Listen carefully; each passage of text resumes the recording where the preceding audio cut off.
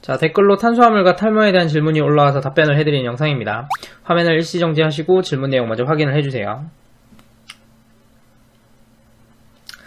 자, 우선 탄수화물 섭취를 할 때 우리가 흔히 저탄수라고 이야기를 하는데, 이 저탄수에는 상대적인 저탄수와 절대적인 저탄수가 있습니다. 상대적인 저탄수는 너무 많이 먹고 있던 탄수화물을 적절한 수준까지 줄이는 걸 말하는 거고요. 절대적인 저탄수화물은 탄수화물 자체를 먹지 않거나 혹은 하루에 10g에서 20g 정도로 섭취량을 극도로 제한하는 식단을 말합니다. 이 절대적인 저탄수화물 식단 중에서 대표적인 게 키토제닉이라는 식단이 있는데, 키토제닉 식단을 했을 때 몸에 나타나는 증상이 되게 여러 가지가 있는데 그 중에 탈모가 있는 것도 사실입니다. 그런데 한 가지 되게 재밌는 게 뭐냐면, 하루 섭취하는 칼로리의 대부분을 탄수화물에서 얻는 고탄수화물 저지방 식단을 하시는 분들이 있는데, 이 분들도 탈모 증상을 보이는 경우가 있어요. 그러니까 탄수화물을 적게 먹는 식단도 탈모 증상이 있고, 탄수화물을 많이 먹는 식단도 탈모 증상이 있다는 얘기예요. 그러니까 탈모의 원인은 탄수화물이 부족 여부가 아니라 다른 요인이 추가로 더 있다는 얘기가 됩니다. 머리카락은 단백질로 되어 있어서 단백질이 부족하면 탈모가 온다던데 단백질 부족이 원인 아닐까요? 자, 충분히 가능성이 있는 얘기죠. 자, 그러면 이번에는 지방과 단백질, 탄수화물과 단백질 이렇게 묶어서 생각을 해보도록 하겠습니다. 우선 지방과 단백질을 둘 다 많이 먹는 식단 같은 경우에는 영상 앞에서 나왔던 키토제닉 식단이 있죠. 고기를 상당히 많이 먹기 때문에 지방과 단백질을 굉장히 많이 먹는 식단입니다. 그런데 이 식단은 탈모 증세가 있다고 앞에서 말씀드렸죠. 즉, 지방과 단백질을 둘 다 많이 먹는다고 하더라도 탈모 증세가 올 수 있습니다. 자, 두 번째, 탄수화물을 많이 먹는 고탄수화물 저지방 식단 중에서 제가 알고 있는 식단으로 채식, 자연식물식, 과일식 이렇게 세 가지가 있는데, 이 세 가지는 모두 육식을 금지하고 있기 때문에 고기를 먹지 않아서 단백질이 부족한 경우가 굉장히 많습니다. 자, 그러면 고탄수화물 저지방 식단에서는 단백질이 없기 때문에 탈모가 온다라는 얘기가 성립할 수도 있겠죠. 고기를 먹지 않아도 채식으로 충분한 양의 단백질을 얻을 수 있다고 하던데요.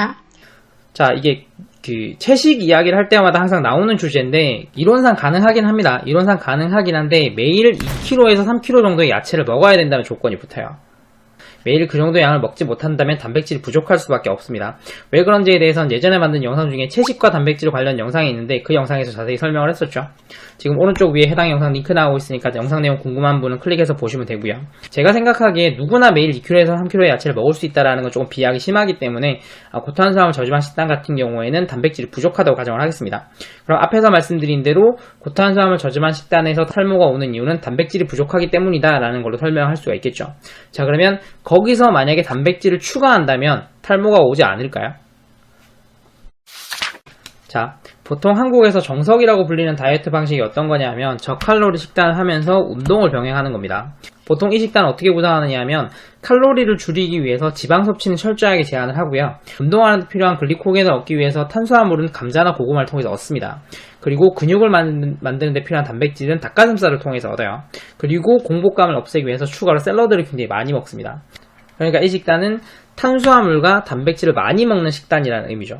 그런데 이 식단도 탈모 증세가 나타나요. 저칼로리 식단이니까 머리로 갈 칼로리가 부족해서 탈모가 오는 거 아닐까요? 자, 그것도 충분히 가능성이 있는 얘기죠.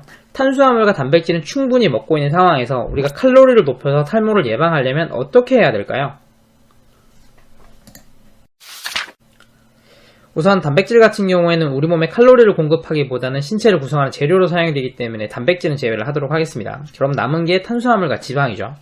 자, 탄수화물은 정제 탄수화물과 비정제 탄수화물로 나뉘는데, 과일이나 야채 같은 비정제 탄수화물은 칼로리가 워낙 낮기 때문에 몸에서 필요한 칼로리를 전부 다 충족하기 위해서는 엄청나게 많은 양을 먹어야 됩니다. 현실적으로 이것만 가지고 몸에 필요한 칼로리를 다 공급하는 건 불가능해요.